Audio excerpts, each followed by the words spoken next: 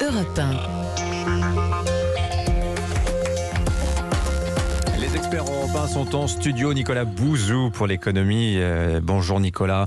Dans un instant. Bonjour Dimitri. Bonjour. Vous nous parlerez dans un instant des sanctions prises par les Occidentaux qui préservent à ce stade le secteur de l'énergie. Mais avant cela, bonjour Vincent Hervouette. Bonjour Dimitri, bonjour à tous. Le discours de Joe Biden cette nuit sur l'état de l'Union, tradition annuelle aux États-Unis.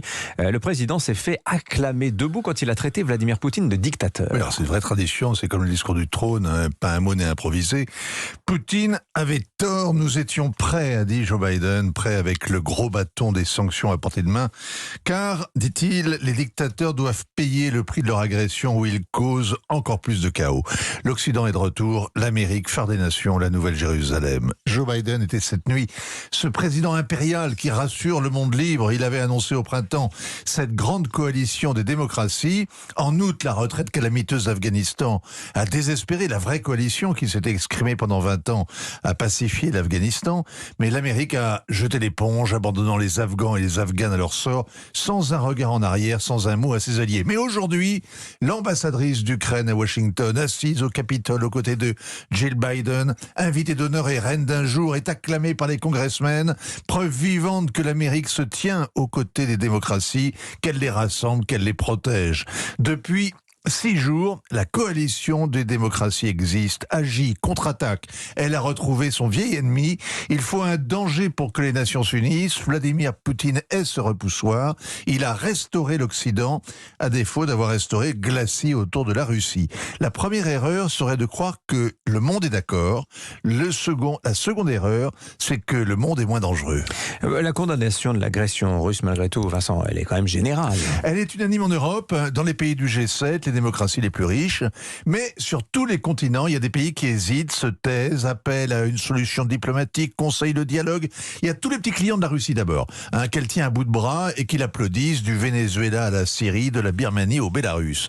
Il y a ceux qui détestent l'Amérique pour toujours, l'Iran ou la Corée du Nord. Il y a ceux qui ne veulent pas froisser Moscou, les voisins d'Asie centrale et du Caucase. Ceux qui se taisent obstinément, pour une raison ou pour une autre. La moitié de l'Afrique, le Brésil ou la Serbie. Ceux qui refusent de choisir entre Washington et Moscou, le Maghreb, la plupart des pays arabes qui ne veulent pas se mettre à dos une puissance régionale alors que les Américains s'éloignent, et presque toute l'Asie, notamment l'Inde et le Pakistan. Au total, ça fait un tiers de la planète qui reste les bras croisés et qui refuse de condamner l'agression de l'Ukraine. Vous avez oublié la Chine, Vincent.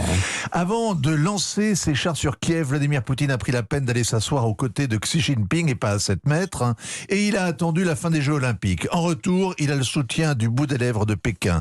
La Chine prétend rester neutre, prête à jouer un rôle de médiateur. Le respect des frontières et de la souveraineté des nations sont l'alpha et l'oméga de sa politique étrangère. C'est en son nom qu'elle refuse les leçons sur les Ouïghours, qu'elle prétend réintégrer Taïwan dans son giron de gré ou de force, et il lui faut donc des trésors de dialectique pour ne pas condamner le viol de l'Ukraine. Joe Biden pousse Vladimir Poutine dans les bras de Xi Jinping. Cela rappelle la mise au banc de l'Italie dans les années 30, après sa guerre en Éthiopie. La France a précipité Mussolini dans une alliance avec Hitler et elle s'est ainsi tiré une balle dans le pied. Joe Biden devrait méditer cette leçon. Poutine a réveillé l'Occident, mais cela ne sert en rien à contenir l'expansion chinoise, au contraire. Or, le destin de l'Europe se joue dans le détroit de Taïwan, autant et sinon davantage que dans le Donbass. À méditer. Merci beaucoup, Vincent Hervouette.